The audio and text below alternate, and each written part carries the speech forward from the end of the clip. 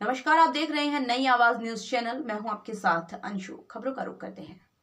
केंद्रीय वित्त मंत्री निर्मला सीतारमण ने आज लोकसभा में वर्ष 2024-25 के लिए देश का बजट पेश किया। बजट आम लोगों के लिए कैसा है, इस पर महाराष्ट्र के कर विशेषज्ञ किशन भावनानी की समीक्षा हम अपने दर्शकों के लिए पेश कर रहे हैं। देखिए ये खास रिपोर्ट।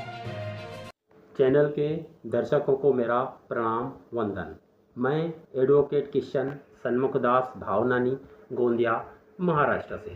साथियों, जैसा कि हम जानते थे कि 23 जुलाई 2024 को माननीय निर्मला सीतारमण जी 11 बजे बजट पेश करेंगी, जिस पर पूरे विश्व की नज़रें लगी हुई थी। ठीक आज बजट पेश हुआ और आपको याद होगा कि मैंने पिछले इंटरव्यू में कहा था कि 5 मेरे जो अनुमान है उसमें इस बजट में कंपैरिजन होंगे, लेकिन उन 5 अनुमानों में से 3 अनुमान मेरे पूरे हुए। हालांकि दोनों अनुमान भी पूरे होना चाहिए था, लेकिन दोनों अनुमान पूरे नहीं हुए।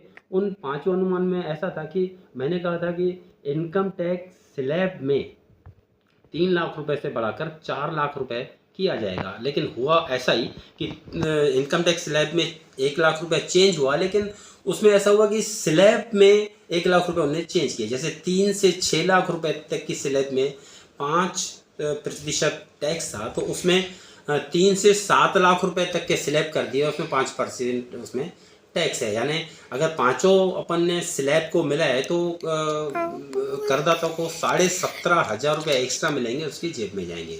अब सवाल उठता है कि पुरानी रिजीम जिसमें 2.5 लाख रुपए तक के स्लैब में छूट थी, उसको भी बढ़ाना था, लेकिन जैसा कि मैंने पहले ही कहा था कि 3 लाख रुपए वाली स्लैब में ही बढ़ेगा। माननीय वित्त मंत्री ने भी आज कहा कि 3/4 टैक्स पेयर्स नई रिजीम में कन्वर्सन हो गए हैं, इसीलिए उनने शायद हो सकता है कि जो पुरानी रिजीम है उसको धीरे धीरे समाप्त किया जाए, तो इसीलिए उनने नई रिजीम में 1 लाख रुपए बढ़ाए हो। दूसरी बात मैंने कहा था कि इस स्टैंडर्ड डिडक्शन में 50,000 से बढ़ा करके 1 लाख रुपए किया जाएगा, लेकिन उसको माननीय वित्त मंत्री ने 75,000 रुपये किया, यानी उसमें भी बढ़ाई। तीसरी बात मैंने कहा था कि विजन 2047 में एक विशाल लेवल पे चेंज होगा, तो हमने देखे कि महिला, युवा, गरीब और किसान चारों को बहुत कुछ इसमें दिया गया है। हम बजट को महिला, किसान, गरीब, युवा, इनको एक ओरिएंटेड बजट अपन कह सकते हैं, क्योंकि 2047 में इनका बहुत बड़ा रोल है, इनको बहुत कुछ दिया गया है।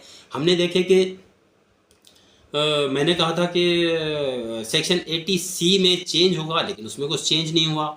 मैंने कहा था कि किसानों को 6 से 8,000 रुपये मिलने लग जाएंगे, लेकिन उनको उसके तरफ से दूसरी बहुत सी चीज़ें दी गई है। कुल मिला के 5 में से 3 मेरी बातें पूरी हुई। दूसरा, एक इसमें नई कुछ चीज़ें आई है, जैसे इनकम टैक्स एक्ट 1961 की धारा 276B है। उसमें ऐसा है कि अगर आप TDS समय पे जमा नहीं करते तो उसमें पेनाल्टी के साथ साथ 7 साल की सज़ा है।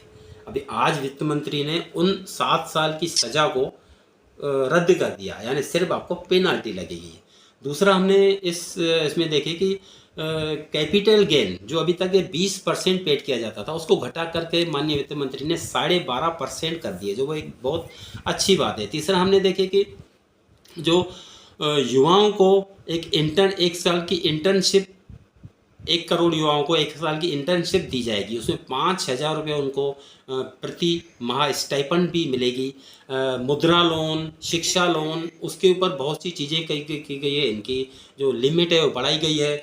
एक कुल मिला करके हम बजट देखें तो बहुत अच्छा रहा, लेकिन मेरा ऐसा मानना है कि जो मध्यम वर्गीय है उनको कुछ देने में कंजूसी की गई है। मध्यम वर्गीय को कुछ और भी कुछ देना था, क्योंकि आज हम देखते हैं कि मध्यम वर्गीय टैक्स पेयर सबसे ज़्यादा है, और पुरानी रिजीम जब तक की चलती है उसमें भी उनको बढ़ाना था, लेकिन ऐसा नहीं हुआ। कुल मिला के हम बजट पे अगर ओवरऑल नज़र डालेंगे तो बजट एक 2047 जो एक लक्ष्य है उसको पार करता हुआ, पूरा करता हुआ दिख रहा है।